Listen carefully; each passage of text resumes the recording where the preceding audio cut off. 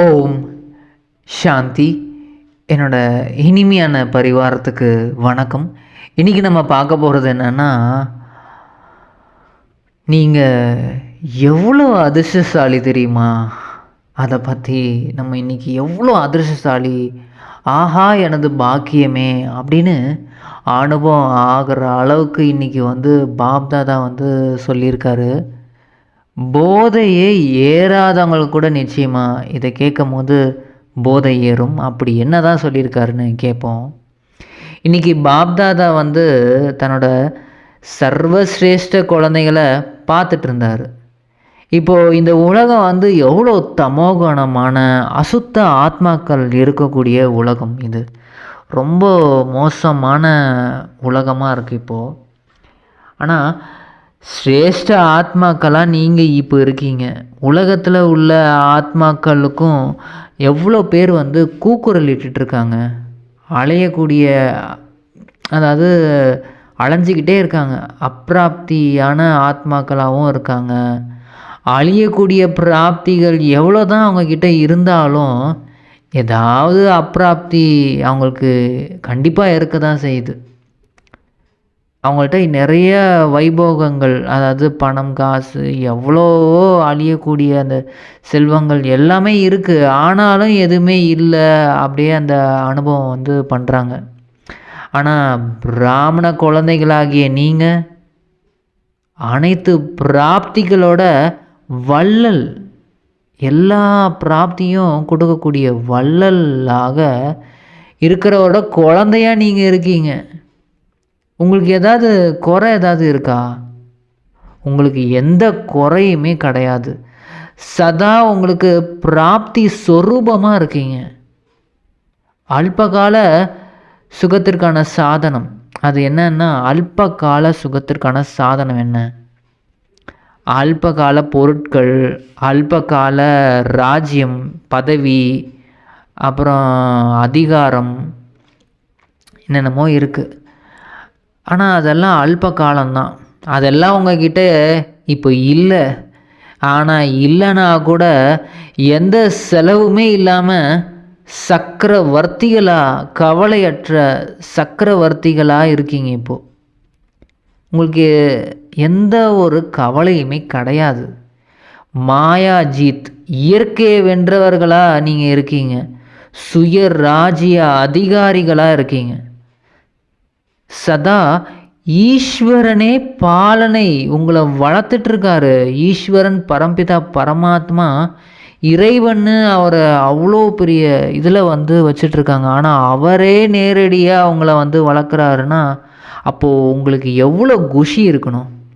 நீங்கள் குஷி என்ற ஊஞ்சலில் மற்றும் கிடையாது, அதீந்திரிய சுகம் என்ற ஊஞ்சலில் கூட ஆடிட்டுருக்க கூடியவங்க தான் நீங்கள். குஷிலையும் ஆடுறீங்க, அதீந்திரிய சுகம், இந்த இந்திரியங்களுக்கு அப்பாற்பட்ட சுகம் தான் அந்த அதீந்திரிய சுகம்.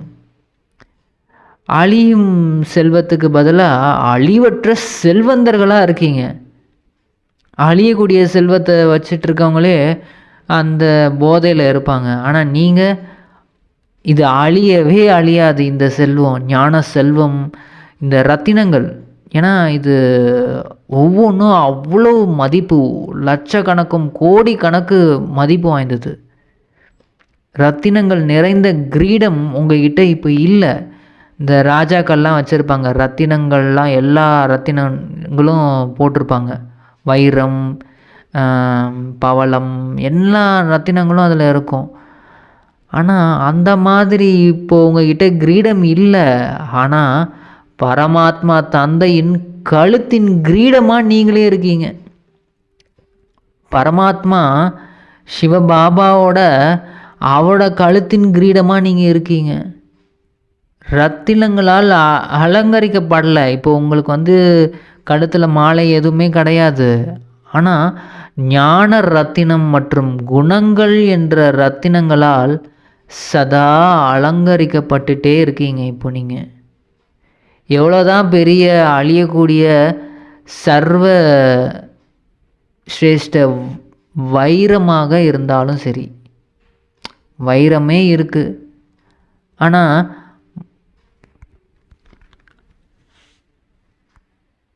அவ்வளோ மதிப்பு இருக்குது அதுக்கு. அவ்வளோ மதிப்பு இருந்தாலும் ஆனால் ஒரே இந்த ஒரு ஞான ரத்தினம் மற்றும் இந்த குண ரத்தினத்துக்கு முன்னு அதற்கு என்ன மதிப்பு இருக்குது? அதுக்கு ஒரு மதிப்புமே கிடையாது. இந்த ரத்தினத்துக்கு முன்னாடி அது ஒரு கல் மாதிரி. அதுதான் பிரம்மபாபா இந்த வைரங்கள்லாம் எனக்கு கல் மாதிரி தெரியுது அப்படின்னு அவர் சொல்லியிருக்காரு. ஏன்னா அது அழியக்கூடியது.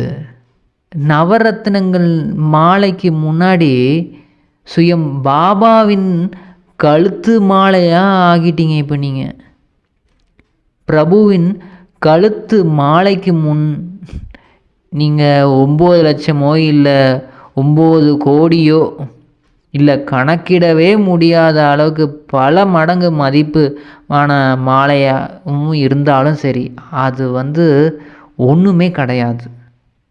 36 வகையான உணவும் கூட இந்த சத்தியுகத்தில் உங்களுக்கு 36 வகைகள் உணவு கிடைக்கும்.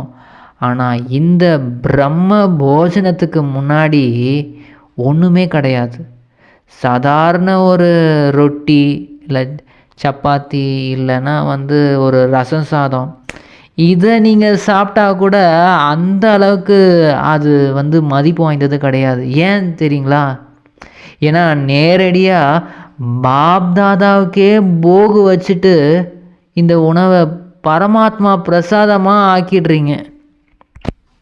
பிரசாதத்தின் மதிப்பு இந்த கடைசி பிறவியில் கூட, இப்போது கூட இந்த கலியுக இறுதியில் கூட பக்த ஆத்மாக்கள் என்ன பண்ணுறாங்க?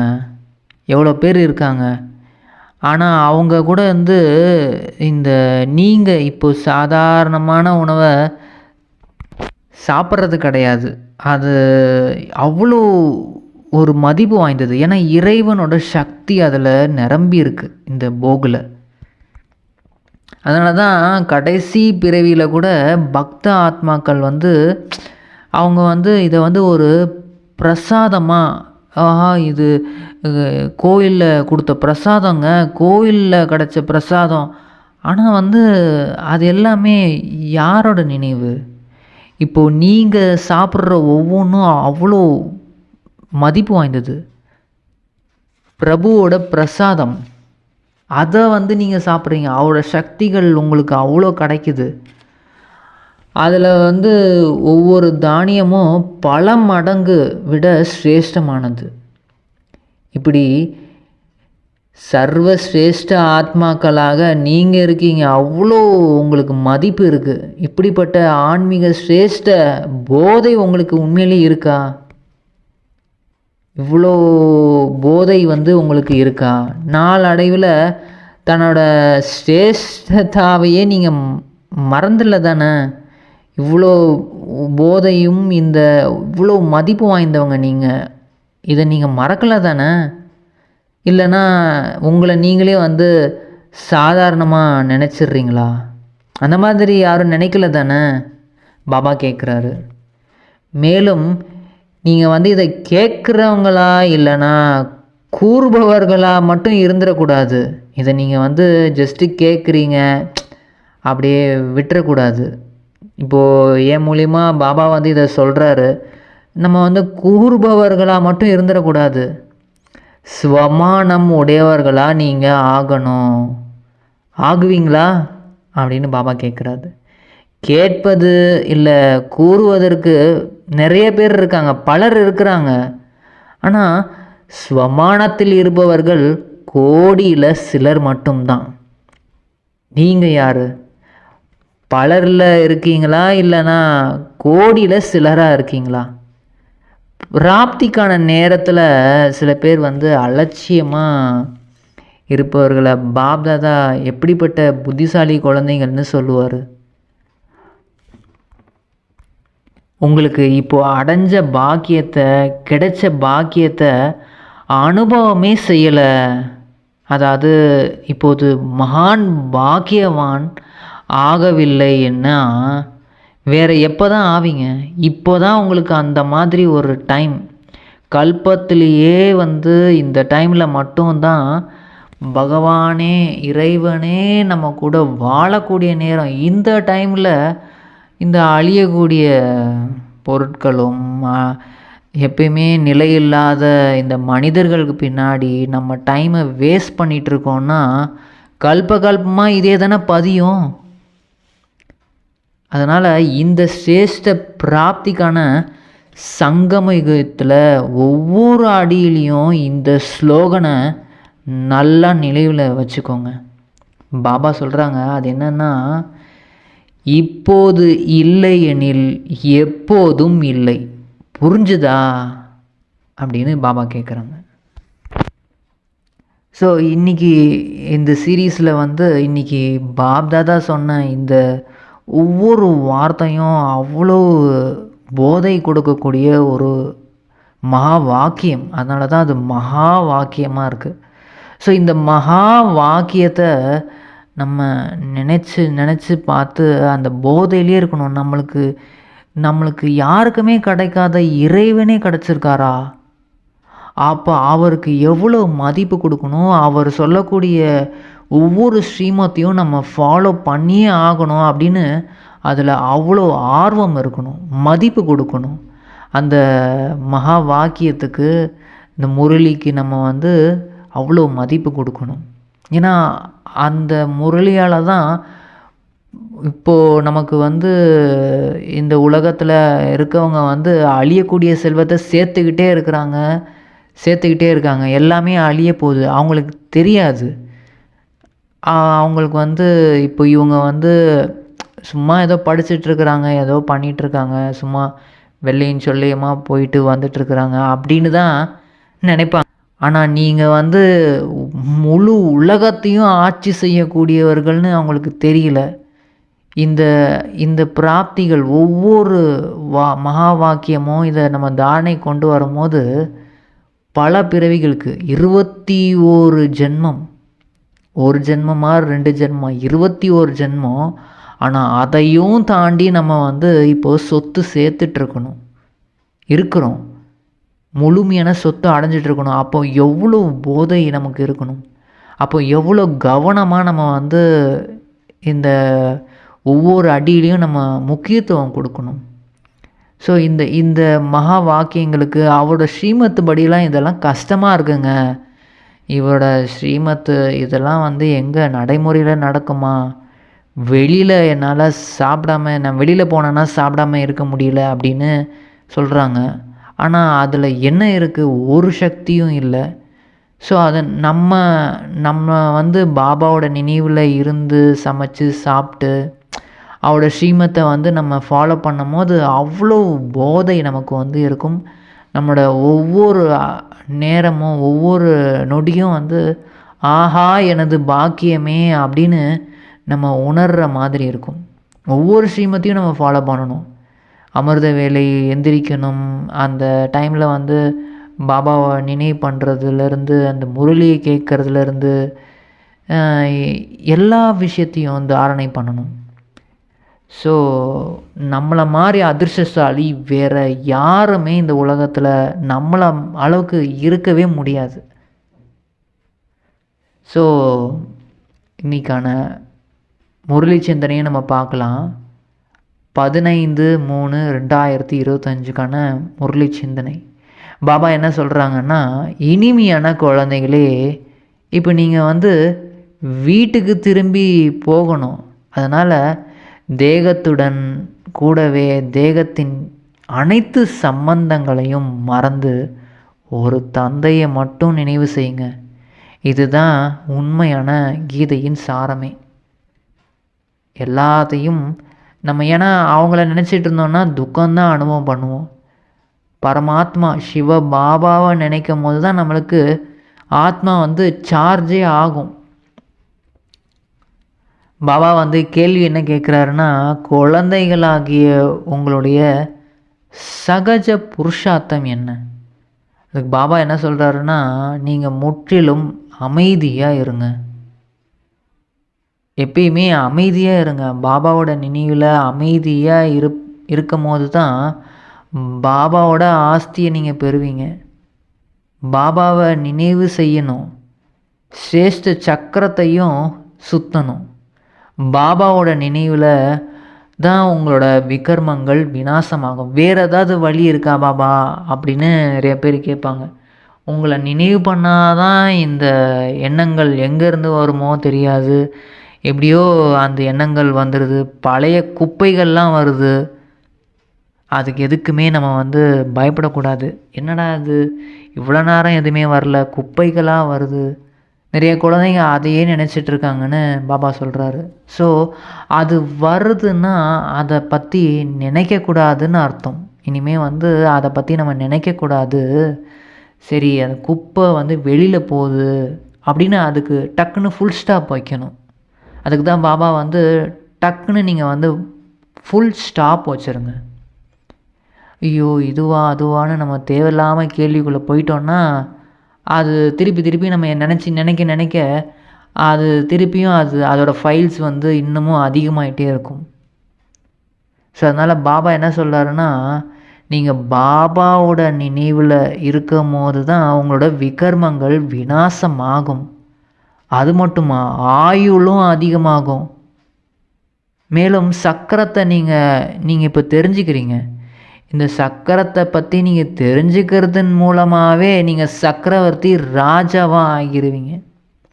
இதுதான் சகஜ புருஷார்த்தம். ரொம்ப ஈஸியான புருஷார்த்தம் இதுதான்.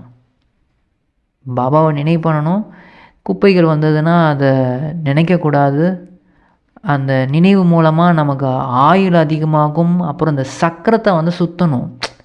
இது நினைக்கக்கூடாது, ஐயோ குப்பைகள் எது தேவையில்லை. குப்பைனா வேறு என்ன, பழசு தானே குப்பை, பழைய ரொம்ப நாளாக மக்கி போன விஷயங்கள், இதுதான் குப்பைகள்னு சொல்லப்படுது.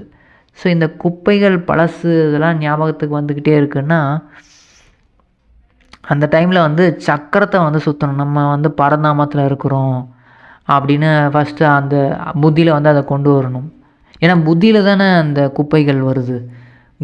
புத்தியை தான் அட்டாக் பண்ணுறதுக்கு மாயா வந்துக்கிட்டே இருப்பான். ஸோ உடனடியாக புத்தியிலேருந்து அடுத்து நம்ம பரந்தாமத்திலேருந்து நம்ம எங்கே போவோம், சத்தியுகம் போகும்.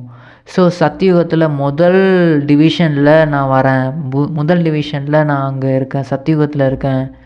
அங்கே எல்லா மக்களுமே தேவதைகளாக இருக்கான். ரொம்ப அப்படி குஷியாக இருக்கிறது. ஸோ இந்த மாதிரி இந்த சக்கரத்தை அப்படியே சுற்றணும். அப்புறம் பூஜ்ய ஸ்வரூபம், பிராமண ஸ்வரூபம், அப்படியே ஃபரிஸ்தாவாக ஆகணும். அப்படியே இதை சுற்றிக்கிட்டே இருக்க அடிக்கடி அப்படியே சுற்றிக்கிட்டே இருக்கும் போது இதை புத்தியில் நம்ம கொண்டு வரணும். அந்த படத்தை கொண்டு வரணும். அந்த ஸ்வரூபமாக மாறும் போது இந்த குப்பையெல்லாம் ஈஸியாக நம்ம க்ளீன் பண்ணிடலாம். இனிமையான ஆன்மீக குழந்தைகளே, நீங்கள் இப்போ நல்லா புரிஞ்சுக்கிட்டீங்க. தினமும் புரிய வைக்கிறது யாருன்னு உங்களுக்கு தெரியுமா? கல்பத்துக்கு முன்னாடி மாதிரி தான் இப்போது நிச்சயமான கீதா ஞானத்தை நீங்கள் படிச்சிட்ருக்கீங்க அப்படின்னு நீங்கள் புரிஞ்சுக்கிட்டீங்களா? கிருஷ்ணர் உங்களுக்கு இதெல்லாம் சொல்லித்தரல, பரம்பிதா பரமாத்மா நமக்கு கற்றுக் கொடுக்குறாரு அப்படின்னு அந்த அளவுக்கு போதை இருக்குதா? உண்மையிலே அவர் தான் நமக்கு மீண்டும் இப்போ ராஜயோகம் கற்றுத்தர முடியும். கிருஷ்ணர் சத்தியுகத்தில் தான் இருப்பார். நீங்கள் இப்போ நேரடியாக பகவானிடம் கேட்டுட்ருக்கீங்க.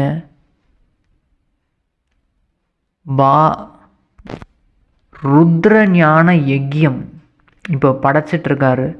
அதை வேற யார், நம்ம பாபா தான் படைப்பார்.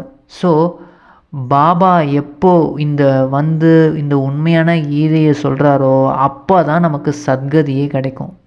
ஆனால் இது சன்னியாசிகள் அவங்களுக்கு தெரியாதுன்னு தான் சொல்லிகிட்ருக்காங்க. அவங்க யாருக்குமே தெரியாது. இங்கே உண்மையாக வந்ததே சிவபாபா, அதாவது பரம்பிதா பரமாத்மா.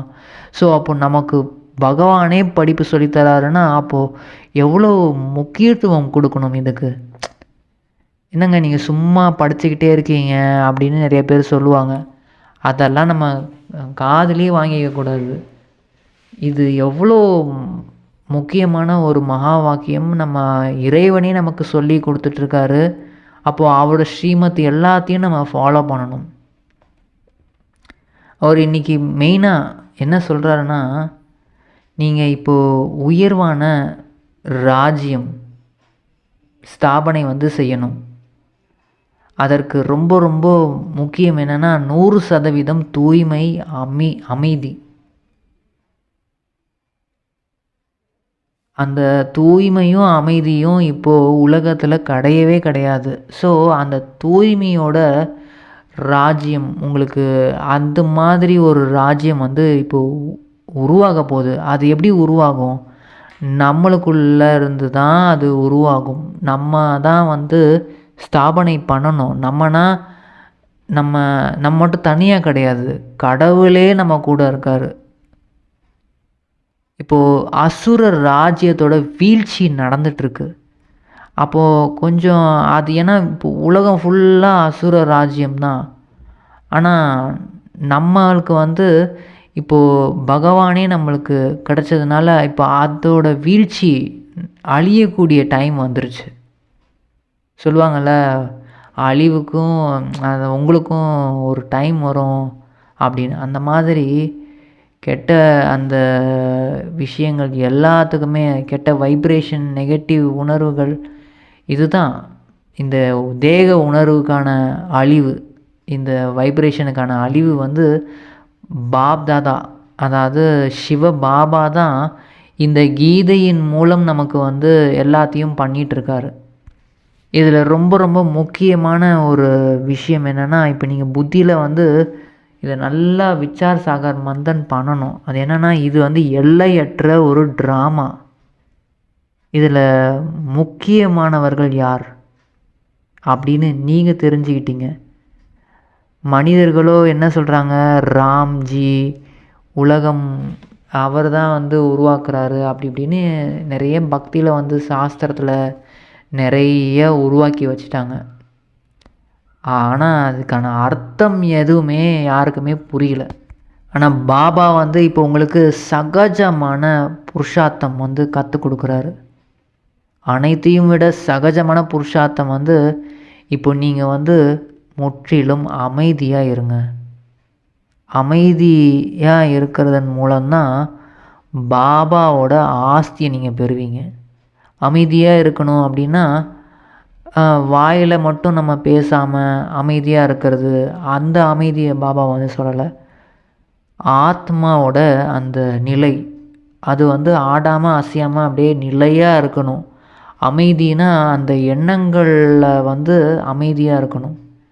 நம்மளோட மனசு அப்படியே அலப்பாயாமல் வீணான எண்ணங்கள் எதுவுமே வரக்கூடாது. நெகட்டிவான எண்ணங்கள் எதுவுமே வராத அளவுக்கு அமைதியாக இருக்கணும். அது ஆனால் எந்த மாதிரி எண்ணங்கள் வரணும்னா, பாபாவோட மகா வாக்கியங்கள் மட்டும்தான் நினைவுக்கு வரணும். அவர் என்னென்ன சொல்லியிருக்காரோ அது அப்போது எண்ணங்களே இல்லாமல் இருக்க முடியாது. ஸோ அந்த சக்தியை நல்லா அனுபவம் பண்ணும் போது அப்படியே அமைதி கடலில், ஆனால் ரெடியூஸ் ஆகும். எண்ணங்களே இல்லாமல் இருக்காது, ஆனால் கொஞ்சம் கொஞ்சமாக ரெடியூஸ், அதாவது கம்மியாகும். ஏன்னா சத்தியுகத்தில் ரொம்ப ரொம்ப கம்மியான எண்ணங்கள் தான் வரும். அதுக்கு ட்ரைனிங் போயிட்டு அங்கே போயிட்டு நம்ம எடுக்க மாட்டோம், இங்கேயே நம்ம எடுக்கணும். இந்த டைமே நமக்கு பகவான் நமக்கு ட்ரைனிங் கொடுக்குற டைம். அது இந்த மனசு புத்தி இந்த சமஸ்காரத்தை சீர்படுத்தணும். நம்மளோட வேலையே அதுதான். நம்மளோட ராஜ்யமே அவங்க தான். அதாவது ஏன்னா பல கல்பத்துக்கு பல ஜென்மத்துக்கும் எல்லா ஜென்மத்துக்கும் நம்ம கூடவே இருக்கிறவங்க அவங்க தானே. ஸோ அவங்கள இப்போ நம்ம ராஜ்யம் பண்ணணும். அதனால் உங்களுக்கு பாபா என்ன சொல்கிறாருன்னா, அவங்களோட ஒவ்வொரு அடியிலையும் பல மடங்கு மதிப்பு இருக்குது, பலன் இருக்குது. அதனால் தேவதைகள் கூட அவங்க தாமரை, அவங்க நடந்து போக போக அப்படியே தாமரை மலர் உருவாகும். அந்த மாதிரி காட்டுவாங்க. சினிமாக்கள்லாம் பார்த்துருக்கும் போது அந்த மாதிரி காமிப்பாங்க. ஆனால் உண்மையாக இப்போது உங்களோட அடியில் தான் அவ்வளோ ஒவ்வொரு அடியிலையும் பத்மாபதம் பாக்கியம், அந்த அவ்வளோ மதிப்பு இருக்குது. ஏன்னா பிரம்மா முக வம்சாவளி பிராமணர்கள் நீங்கள். உங்களோட பேரையே மறந்துட்டாங்க, நீங்களும் மறந்துட்டீங்க. பிராமணர்கள்னாலே அவங்க தான் அப்படி இப்படின்னு நினச்சிட்டோம். ஆனால் நீங்கள் தான் உண்மையான பிராமணர்கள். அவங்க என்ன பண்ணுறாங்கன்னா, இந்த உலகிய பிராமணர்கள் வந்து அவங்களோட மடியில் வந்து புத்தகத்தை வச்சுருப்பாங்க, அதாவது கீதையை வச்சுருப்பாங்க. ஆனால் நீங்கள் இப்போது உண்மையான பிராமணர்கள். நீங்கள் என்ன பண்ணுறீங்க? உங்களோட அந்த புத்தியில் வந்து உங்களுக்கு எல்லா சத்தியமும் இருக்குது. அவரோட கச்சம்னா வந்து புத்தின்னு அர்த்தம். அவங்கக்கிட்ட வந்து புத்தகம்தான் இருக்குது. ஆனால் உங்களோட புத்தியில் வந்து இந்த எல்லா ஞானமும் ஆழமாக அப்படியே பதிஞ்சிருக்கு. அப்போது உங்களுக்கு அந்த நஷா அதிகரிக்கணும்ல. பாபா சொல்கிறாரு, உங்களுக்கு எவ்வளோ நஷா இருக்குது. நாமும் இப்போ வந்து ஸ்ரீமத் படி சொர்க்கத்தையே உருவாக்கிட்டு இருக்கிறோம். நம்ம மூலியமாக தாங்க சொர்க்கமே வரப்போகுது. அப்போ எவ்வளோ நஷா இருக்கணும். பாபா வந்து ராஜயோகம் கற்றுக்கொண்டு நம்மளுக்கு கற்றுக் கொடுத்துட்ருக்காரு.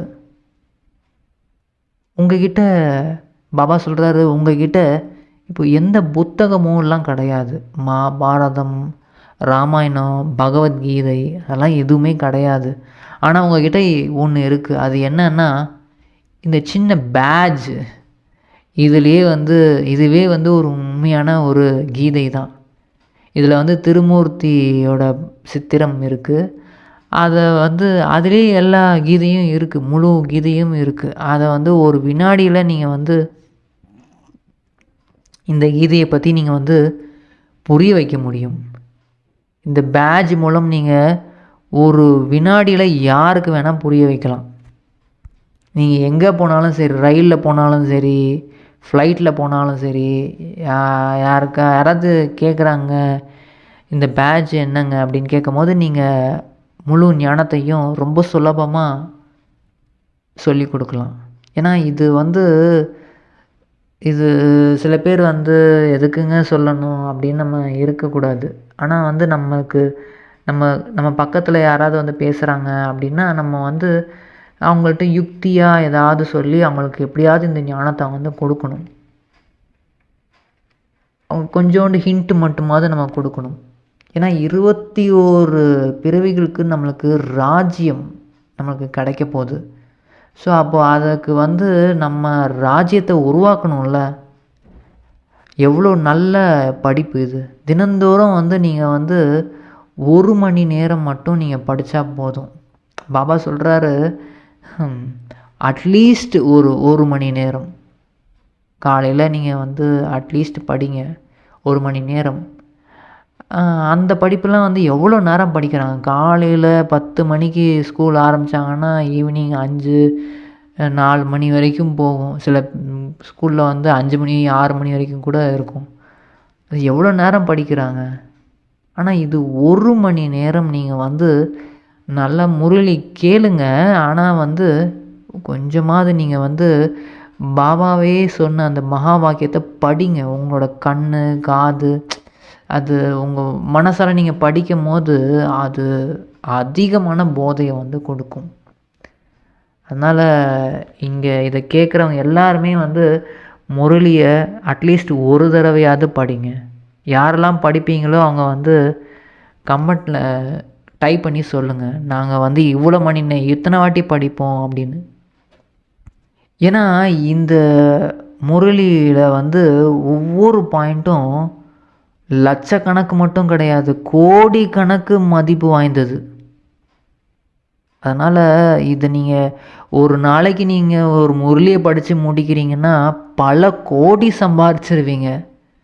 ஆனால் உலகத்தில் இருக்கவங்க வந்து இவங்க என்ன சும்மா படிச்சிட்ருக்காங்க, அதை பண்ணிகிட்ருக்காங்க, என்னமோ பண்ணிகிட்ருக்காங்கன்னு தான் நினைப்பாங்க. ஆனால் பல ஜென்மத்துக்கு நீங்கள் சொத்து இப்போ சேர்த்துட்ருக்கீங்க.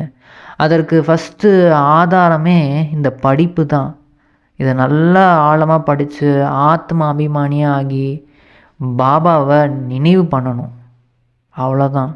அதுக்கு தான் வந்து நினைவு பண்ணணும், அப்புறம் படிக்கணும். நினைவு பண்ணணும், படிக்கணும். அது அந்த மாதிரி இருக்கும்போது புத்தியில் வந்து அது ஸ்டோர் ஆகி நம்மளுக்கு பல ஜென்மத்துக்கு நம்ம கூடவே வரும். இது ஒன்று மட்டும்தான். அதனால் நீங்கள் வந்து ஏன்னா இது அவ்வளோ முக்கியமானது. இந்த கல்பத்திலேயே இந்த விஷயம் இது இப்போ இல்லைன்னா எப்பயுமே கிடையாது. அதனால் நீங்கள் இப்போ உங்களுக்கு நீங்கள் பாபாவை நினைவு பண்ணும்போது புயலும் மனசில் வரும்.